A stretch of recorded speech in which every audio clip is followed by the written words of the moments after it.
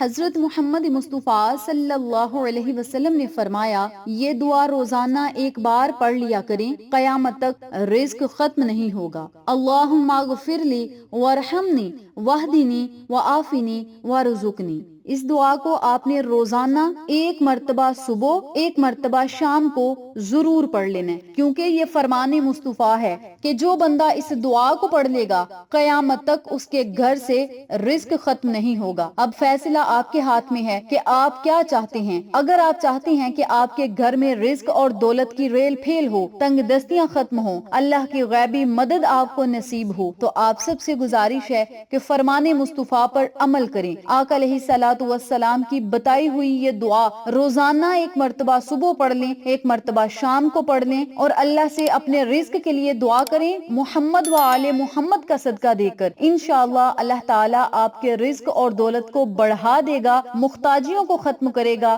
رزق اور دولت کی کمی کو ختم کر کے آپ کے گھر میں رزق اور دولت کے وسیع و کشادہ دسترخوان عطا کرے گا، آپ کے کاروبار کو چمکا دے گا۔